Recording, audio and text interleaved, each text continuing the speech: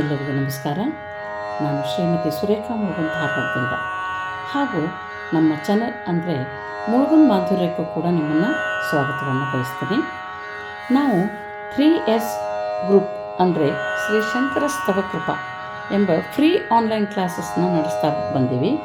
ಇದರಲ್ಲಿ ಶ್ರೀ ಶಂಕರ ಭಗವತ್ಪಾದರ ಕೃತಿಗಳನ್ನು ಕಲಿಕಾ ಪದ್ಧತಿಯಲ್ಲಿ ಹೇಳಿಕೊಡಲಾಗ್ತದೆ. ಇಲ್ಲಿವರೆಗೆ 25 ಕೃತಿಗಳನ್ನು ಕಲಿಸಿ 2 ವರ್ಷ ಶ್ರೀ ಶಂಕರ ಮಠ ಧಾರವಾಡದಲ್ಲಿ ಸಮರ್ಪಣಾ ಕಾರ್ಯಕ್ರಮವನ್ನು ಸಹ ಪೂರ್ಣಗೊಳಿಸಿದ್ದೇವೆ. ಇದು 3ನೇ ವರ್ಷಕ್ಕೆ ಕಾಲಿಟ್ಟಿದ್ದೇವೆ ಅಂತ ಹೇಳಲಿಕ್ಕೆ ನನಗೆ ತುಂಬ ಸಂತೋಷ ಅನ್ನಿಸ್ತದೆ. ಈಗ 2ನೇ ಸಲ ಸೌಂದರ್ಯ ಲಹರಿಯನ್ನು ಕಲಿಕಾ ಪದ್ಧತಿಯಲ್ಲೇ ಕಲಿಸ್ಕೊಡ್ಬೇಕಂತ ತುಂಬ ಜನರ ಆಸೆ ಮೇರೆಗೆ ಕಲಿಸಲಿಕ್ಕೆ ಮುಂದಾಗಿದ್ದೀನಿ. ಇದು ನನ್ನ ಸುದೈವ. ಇದರ ಉಪಯೋಗವನ್ನು ಹೆಚ್ಚು ಜನ ತೆಗೆದುಕೊಳ್ಳಿ ಅಂಥೇಳಿ ನಾನು ಆಶಿಸ್ತೇನೆ. ಈ ಕಲಿಕಾಕ್ರಮದಲ್ಲಿ ನನ್ನ ಜೊತೆ ಶ್ರೀಮತಿ ಸ್ವಪ್ನ ಮುಳುಗುಂದ್ ಅವರು ನನ್ನನ್ನು ಸಹಕರಿಸಿದ್ದಾರೆ. ಅವರಿಗೆ ಕೂಡ ನಾನು ಧನ್ಯವಾದಗಳನ್ನು ಅರ್ಪಿಸ್ತೀನಿ. ಬನ್ನಿ, ಪಾರಾಯಣ ಪದ್ಧತಿಯಲ್ಲಿ ಮೊದಲು ನಮನ ಶ್ಲೋಕ, ಧ್ಯಾನ ಶ್ಲೋಕ, ಅನಂತರ ಸೌಂದರ್ಯ ಲಹರಿಯ ಶ್ಲೋಕವನ್ನು ಕಲಿಯೋಣ. ಕಲಿತು ಮಹಾತ್ರಿಪುರ ಸುಂದರಿಯ ಕೃಪೆಗೆ ಎಲ್ಲರೂ ಪಾತ್ರರಾಗೋಣ. ನಮನ ಶ್ಲೋಕವನ್ನು ಹೇಗೆ ಹೇಳಬೇಕು ಅನ್ನೋದನ್ನು ಓದಿ ಹೇಳ್ತದೆ ಫಸ್ಟು. ಆಮೇಲೆ ಅದನ್ನು ರಾಗದಲ್ಲಿ ಹೆಂಗೆ ಹೇಳಬೇಕು ಅನ್ನೋದನ್ನು ಹೇಳ್ಕೊಡ್ತೀವಿ. ಮೊದಲಿಗೆ ಓದಿ ಹೇಳ್ತೀವಿ. ಸೌಂದರ್ಯ ಲಹರಿ ಕರ್ತ್ರೆ ಸರ್ವಮಂಗಲದಾಯಿನೇ ಶಂಕರಾಚಾರ್ಯವರ್ಯಾಯ ಯತಿರಾಜಾಯ ತೇ ನಮಃ. ಸೌಂದರ್ಯ ಲಹರಿ ಕರ್ತ್ರೆ सौंदर्य लहरी कर्त्रे सौंदर्य लहरी कर्त्रे सर्वमंगलदायिने सर्वमंगलदायिने सर्वमंगलदायिने सौंदर्य लहरी कर्त्रे सर्वमंगलदायिने सौंदर्य लहरी कर्त्रे सर्वमंगलदायिने सौंदर्य लहरी कर्त्रे सर्वमंगलदायिने शंकराचार्यवर्याय शंकराचार्यवर्याय शंकराचार्यवर्याय यतिराजाय ते नमः. यतिराजाय ते नमः.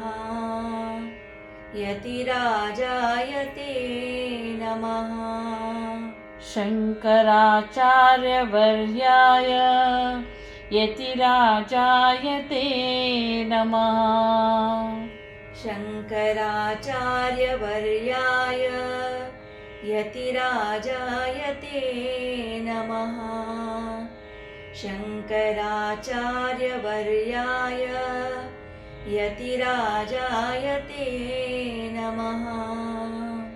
सौंदर्य लहरी कर्त्रे सर्वमंगलदायिने शंकराचार्यवर्याय यतिराजाय ते नमः. सौंदर्य लहरी कर्त्रे सर्वमंगलदायिने शंकराचार्यवर्याय यतिराजाय ते नमः. सौंदर्य लहरी कर्त्रे सर्वमंगलदायिने शंकराचार्यवर्याय यतिराजाय ते नमः. ಸೌಂದರ್ಯ ಲಹರಿಯ ಧ್ಯಾನ ಶ್ಲೋಕವನ್ನು ಹೇಗೆ ಹೇಳಬೇಕು ಅಂತ ಅನ್ನೋದಕ್ಕಿಂತ ಮುಂಚೆ ಮೊದಲು ಸಾಹಿತ್ಯವನ್ನು ನೋಡೋಣ. ಲೌಹಿತ್ಯ ನಿರ್ಜಿತ ಜಪಾಕುಸುಮ ಅನುರಾಗಾಂ, ಅದನ್ನು ಪೂರ್ತಿ ಕೂಡಿಸಿ ಹೇಳಿದಾಗ ಜಪಾ ಕುಸುಮಾನುರಾಗಾಂ ಅಂತ ಆಗ್ತದೆ. ಪಾಶಾಂಕುಶೌ ಧನುರಿಷು ನಪಿ ಧಾರಯಂತೀಂ ತಾಮ್ರೇಕ್ಷಣಾಂ ಅರುಣಮಾಲ್ಯ ವಿಶೇಷಭೂಷಾಂ ತಾಂಬೂಲಪೂರಿತಮುಖೀಂ ತ್ರಿಪುರಾಂ ನಮಾಮಿ. ನಂತರ ಇದನ್ನು ರಾಗದಲ್ಲಿ ಹೆಂಗೆ ಹೇಳಬೇಕು ಅನ್ನೋದನ್ನು ಹೇಳಿಕೊಡ್ಲಾಗ್ತದೆ. ಲೌಹಿತ್ಯ ನಿರ್ಜಿತ ಜಪಾ ಕುಸುಮಾನುರಾಗಾಂ ಲೌಹಿತ್ಯ ನಿರ್ಜಿತ ಜಪಾ ಕುಸುಮಾನುರಾಗಾಂ ಲೌಹಿತ್ಯ ನಿರ್ಜಿತ ಜಪಾ ಕುಸುಮಾನುರಾಗಾಂ ಪಾಶಾಂಕುಶೋ ಧನುರಿಷು ನಪಿ ಧಾರಯಂತೀಂ ಪಾಶಾಂಕುಶೋ ಧನುರಿಷು ನಪಿ ಧಾರಯಂತೀಂ ಪಾಶಾಂಕುಶೋ ಧನುರಿಷು ನಪಿ ಧಾರಯಂತೀಂ ತಾಮ್ರೇಕ್ಷಣಾಂ ಅರುಣಮಾಲ್ಯ ವಿಶೇಷಭೂಷಾಂ ತಾಮ್ರೇಕ್ಷಣಾಂ ಅರುಣಮಾಲ್ಯ ವಿಶೇಷಭೂಷಾಂ ತಾಮ್ರೇಕ್ಷಣಾಂ ಅರುಣಮಾಲ್ಯ ವಿಶೇಷಭೂಷಾಂ ತಾಂಬೂಲಪೂರಿತಮುಖೀಂ ತ್ರಿಪುರಾಂ ನಮಾಮಿ ತಾಂಬೂಲಪೂರಿತಮುಖೀಂ ತ್ರಿಪುರಾಂ ನಮಾಮಿ ತಾಂಬೂಲಪೂರಿತಮುಖೀಂ ತ್ರಿಪುರಾಂ ನಮಾಮಿ. ಲೌಹಿತ್ಯ ನಿರ್ಜಿತ ಜಪಾ ಕುಸುಮಾನುರಾಗಾಂ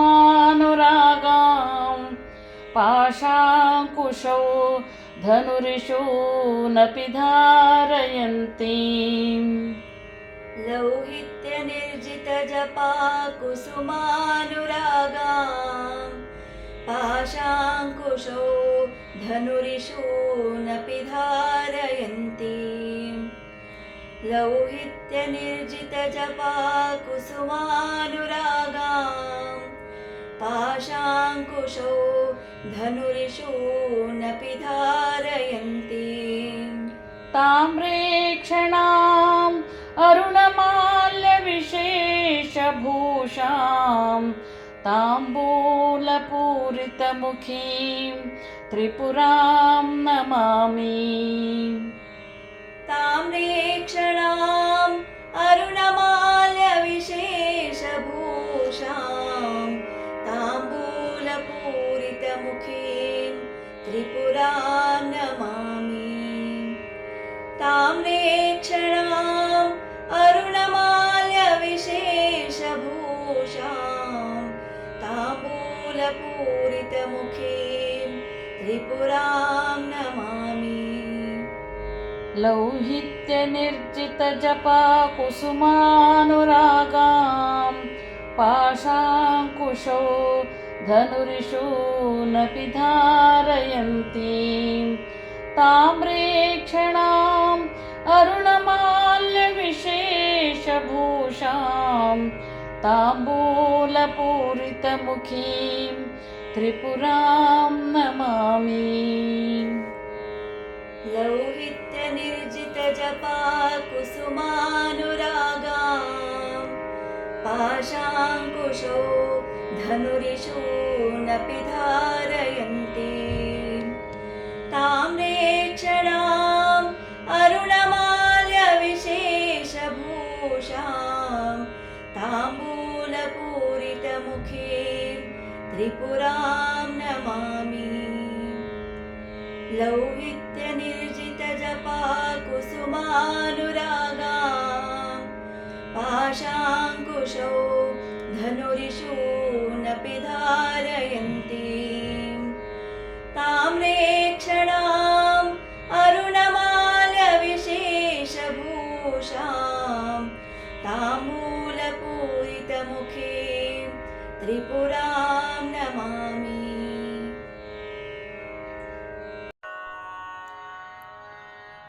ಬನ್ನಿ, ಸೌಂದರ್ಯಲಹರಿಯ ಈ ಶ್ಲೋಕವನ್ನು ಕಲಿಯೋಕ್ಕಿಂತ ಮುಂಚೆ ಶ್ಲೋಕದ ಸಾಹಿತ್ಯವನ್ನು ಓದಿ ಹೇಳಿದ ನಂತರ ಶ್ಲೋಕವನ್ನು ರಾಗದಾಗಿ ಹೇಗೆ ಹೇಳಬೇಕು ಅನ್ನೋದನ್ನು ಕಲಿಯೋಣಂತ.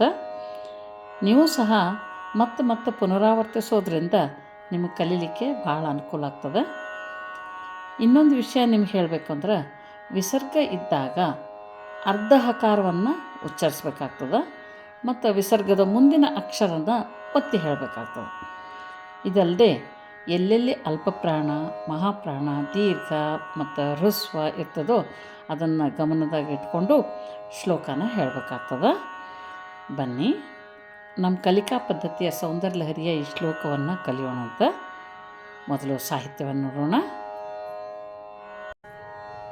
ಅವಿದ್ಯಾನಾಂ ಅಂತಸ್ತಿಮಿರ ಮಿಹಿರ ದ್ವೀಪನಗರಿ, ದ್ವಿ ದೀರ್ಘ, ನಗರಿ ದೀರ್ಘ, ಜಡಾನಾಂ ಚೈತನ್ಯಸ್ತಬಕ ಮಕರಂದ ಶ್ರುತಿಝರಿ, ರೀ ಮತ್ತು ದೀರ್ಘ ಇದೆ, ದರಿದ್ರಾಣಾಂ ಚಿಂತಾಮಣಿ ಗುಣನಿಕಾ ಜನ್ಮ ಜಲಧೌ, ಧೌ ಜಲಧೌ ಮಹಾಪ್ರಾಣ, ನಿಮಗ್ನಾನಾಂ ದಂಷ್ಟ್ರಾ, ದಂಷ್ಟ್ರಾ ಶಾಕೆ ಟಾವತ್ತು ಮತ್ತು ರಾವತ್ತು, ಮುರರಿಪು ವರಾಹಸ್ಯ ಭವತಿ, ಭ ಮಹಾಪ್ರಾಣ. ಬನ್ನಿ ಇದನ್ನು ರಾಗದಲ್ಲಿ ಹೇಗೆ ಹೇಳೋದು ಅಂಥೇಳಿ ತಿಳಿಯೋಣಂತ. ಅವಿದ್ಯಾನಾಮಂತಸ್, ಅವಿದ್ಯಾನಾಮಂತಸ್,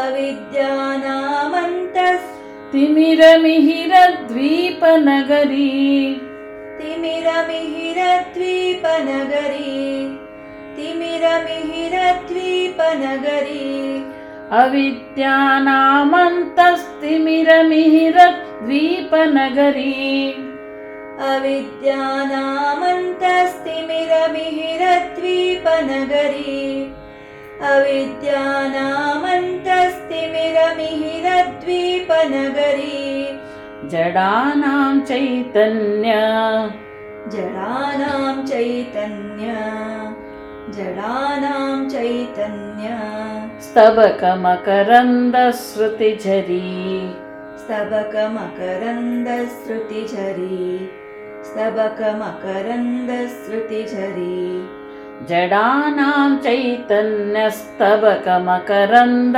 ಶ್ರುತಿಝರಿ, ಜಡಾನಾಂ ಚೈತನ್ಯ ಸ್ತಬಕ ಮಕರಂದ ಶ್ರುತಿಝರಿ, ಜಡಾನಾಂ ಚೈತನ್ಯ ಸ್ತಬಕ ಮಕರಂದ ಶ್ರುತಿಝರಿ, ದರಿದ್ರಾಣಾಂ ಚಿಂತಾ, ದರಿದ್ರಾಣಾಂ ಚಿಂತಾ, ದರಿದ್ರಾಣಾಂ ಚಿಂತಾ, ಮಣಿಗುಣನಿಕಾ ಜನ್ಮ ಜಲಧೌ, ಮಣಿಗುಣನಿಕಾ ಜನ್ಮ ಜಲಧೌ, ಮಣಿಗುಣನಿಕಾ ಜನ್ಮ ಜಲಧೌ, ದರಿದ್ರಾಣಾಂ ಚಿಂತಾ ಮಣಿಗುಣನಿಕಾ ಜನ್ಮ ಜಲಧೌ, ದರಿದ್ರಾಣಾಂ ಚಿಂತಾಮಣಿಗುಣನಿಕಾ ಜನ್ಮ ಜಲಧೌ, ದರಿದ್ರಾಣಾಂ ಚಿಂತಾಮಣಿಗುಣನಿಕಾ ಜನ್ಮ ಜಲಧೌ, ನಿಮಗ್ನಾನಾಂ ದಂಷ್ಟ್ರಾ,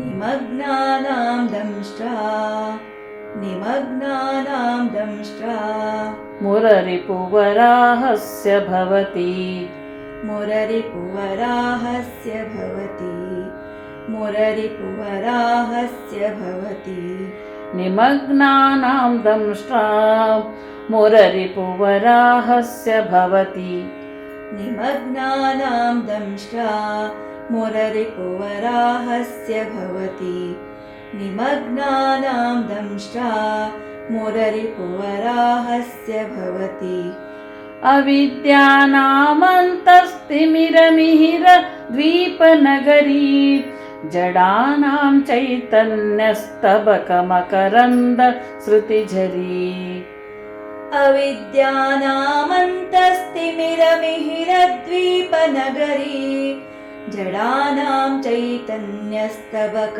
ಮಕರಂದ ಶ್ರುತಿಝರಿ, ಅವಿದ್ಯಾನಾಮಂತಸ್ತಿಮಿರಮಿಹಿರ ದ್ವೀಪನಗರಿ, ಜಡಾನಾಂ ಚೈತನ್ಯಸ್ತಬಕ ಮಕರಂದ ಶ್ರುತಿಝರಿ, ದರಿದ್ರಾಣಾಂ ಚಿಂತಾಮಣಿಗುಣನಿಕಾ ಜನ್ಮ ಜಲಧೌ, निमग्नानां दंष्ट्रा मुररिपुवराहस्य भवति दरिद्राणां चिन्तामणिगुणनिका जन्मजलधौ निमग्नानां दंष्ट्रा मुररिपुवराहस्य भवति दरिद्राणां चिन्तामणिगुणनिका जन्मजलधौ निमग्नानां दंष्ट्रा मुररिपुवराहस्य भवति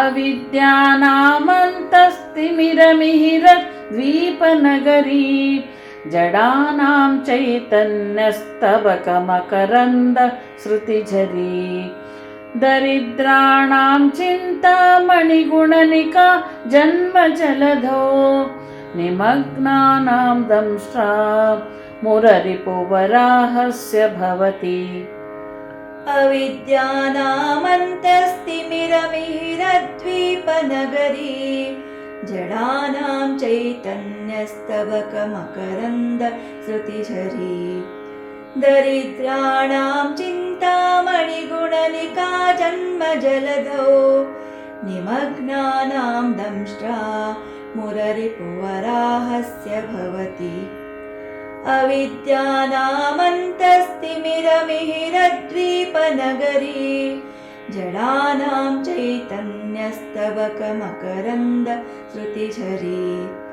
दरिद्राणां चिन्तामणिगुणनिका जन्मजलधौ निमग्नानां दंष्ट्रा मुररिपुवराहस्य भवति. ನಿಮಗೆ ನಮ್ಮ ಕಲಿಕಾ ಪದ್ಧತಿ ಇಷ್ಟವಾದಲ್ಲಿ ಸಬ್ಸ್ಕ್ರೈಬ್ ಆಗಿರಿ, ಲೈಕ್ ಮಾಡಿರಿ, ಶೇರ್ ಮಾಡಿರಿ, ಬೆಲ್ ಐಕಾನ್ ಒತ್ತಿ ಮತ್ತು ಯೂಟ್ಯೂಬ್ನಲ್ಲಿ ಕಮೆಂಟ್ ಮಾಡೋದನ್ನು ಮರಿಬೇಡ್ರಿ. ಇನ್ನು ಶ್ರೀ ಭಗವತ್ಪಾದರ ಅದ್ಭುತವಾದ ಹಾಗೂ ಮೇರುಕೃತಿಯಾದ ಸೌಂದರ್ಯ ಲಹರಿಯ 100 ಶ್ಲೋಕಗಳ ಅರ್ಥ ವಿವರಣೆ, ಜಪಸಂಖ್ಯೆ, ಫಲ, ಪರಿಹಾರ ಹಾಗೂ ನೈವೇದ್ಯಗಳ ಬಗ್ಗೆ ತಿಳಿಯಲು ನೀವು ಮಾಡಬೇಕಾದದಿಷ್ಟೇ. ಸ್ಮೃತಿ ಆಸ್ಟ್ರೋ @0347 ಚಾನಲ್ಗೆ ಸಬ್ಸ್ಕ್ರೈಬ್ ಆಗಿರಿ, ಶೇರ್ ಮಾಡಿರಿ, ಲೈಕ್ ಮಾಡಿರಿ ಮತ್ತು ಬೆಲ್ ಐಕಾನ್ ಒತ್ತಿ ಮತ್ತು ಯೂಟ್ಯೂಬ್ನಲ್ಲಿ ಕಮೆಂಟ್ ಮಾಡೋದನ್ನು ಮರಿಬೇಡ್ರಿ. ನಮಸ್ಕಾರ. ಸರ್ವೇ ಜನಾಃ ಸುಖಿನೋ ಭವಂತು.